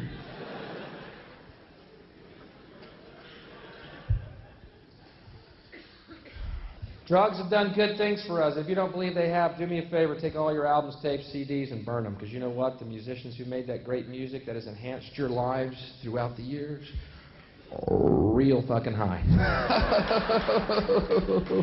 Okay. And these other musicians today who don't do drugs and in fact speak out against them, boy do they suck. What a coincidence. Ballless, soulless, spiritless, corporate little bitches, suckers of Satan's cock, each and every one of them.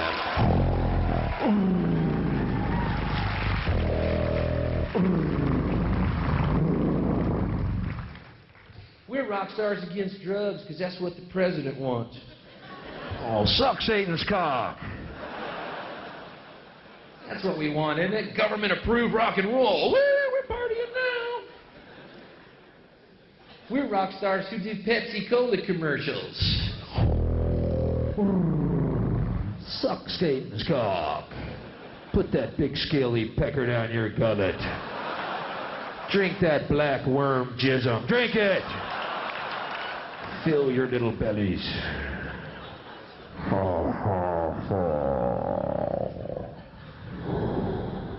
Send in Vanilla Ice.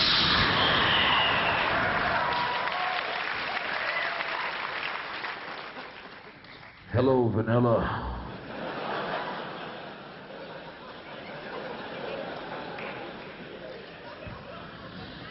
It says here on your application, you have no talent,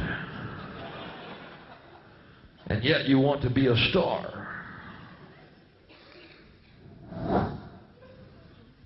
I think something could be arranged.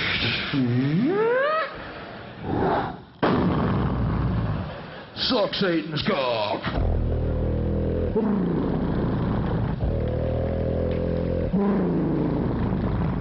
I will lower the standards of the earth.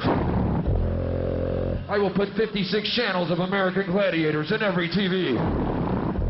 I will put all the money in the hands of 14-year-old girls. They will think you are charismatic, deep, and edgy.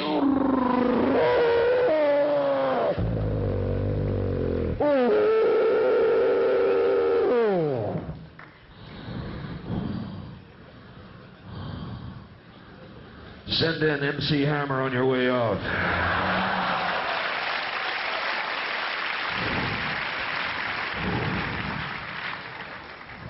Hello, Hammer. Back again, huh?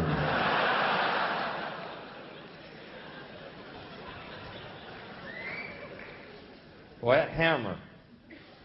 There was another boat that left me on the island, man. Bill, you gonna get on the Hammer boat with us? No, I'd rather stay here and eat my own flesh.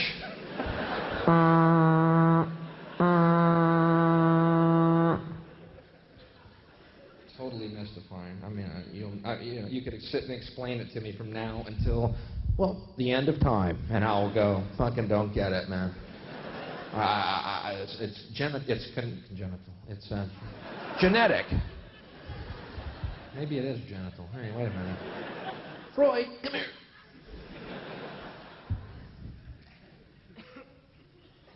Hammer's a great dancer. What? The guy's got a sand crab in his knickers.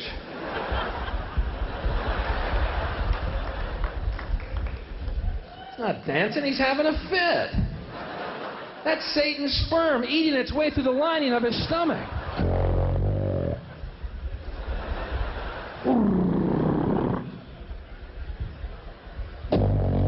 15 minutes, almost up, Hammer.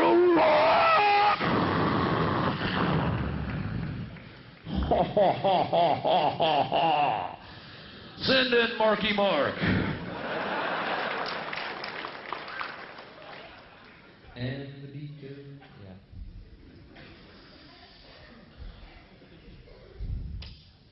I don't know. It's good for the voice.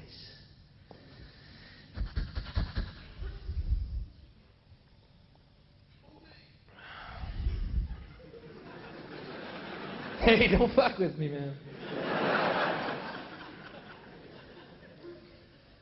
You know what I mean, though? Am I the only one that's fucking lost here?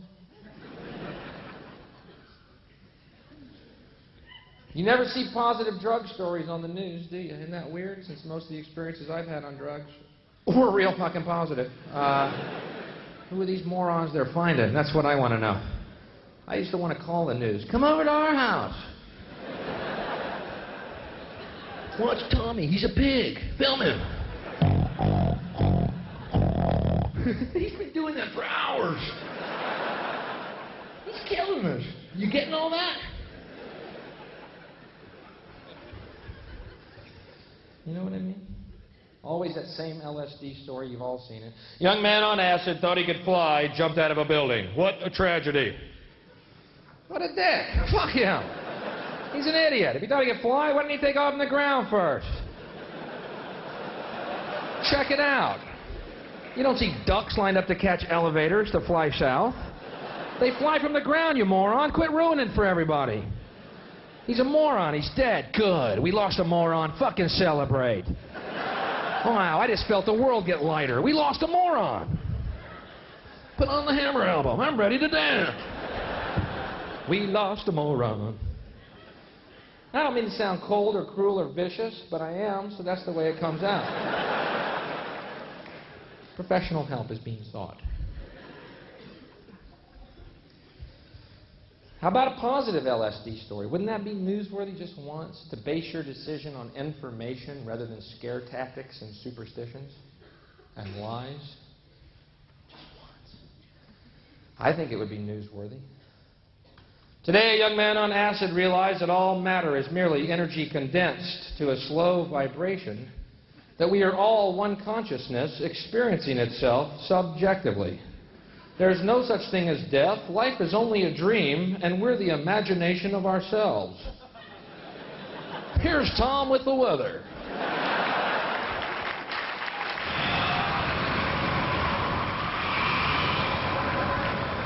You've been fantastic, and I hope you enjoyed it.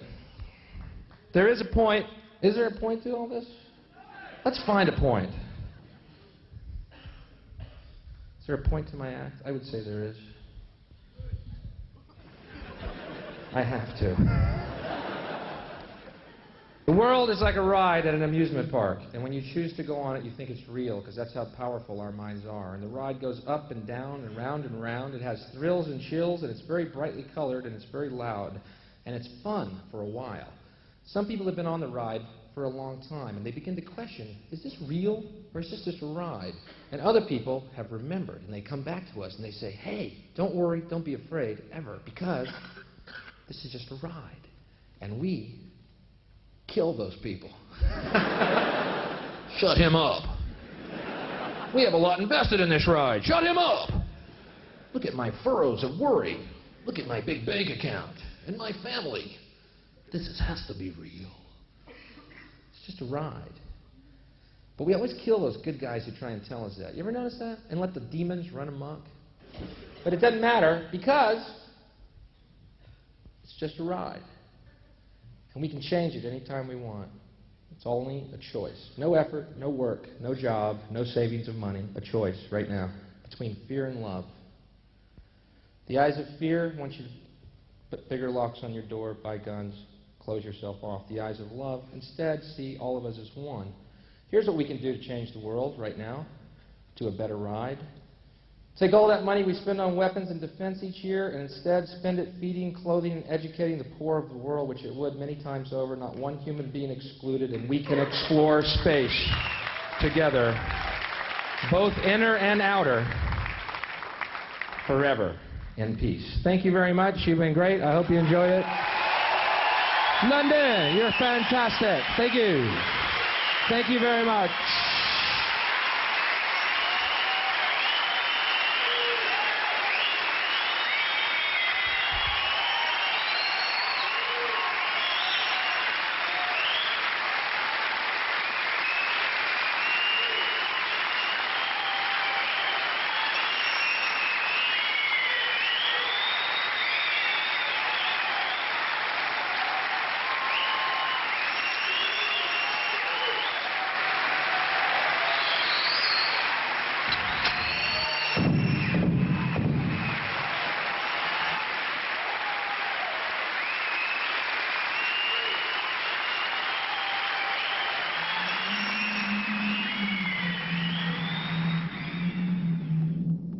It's just a ride. It's just a ride.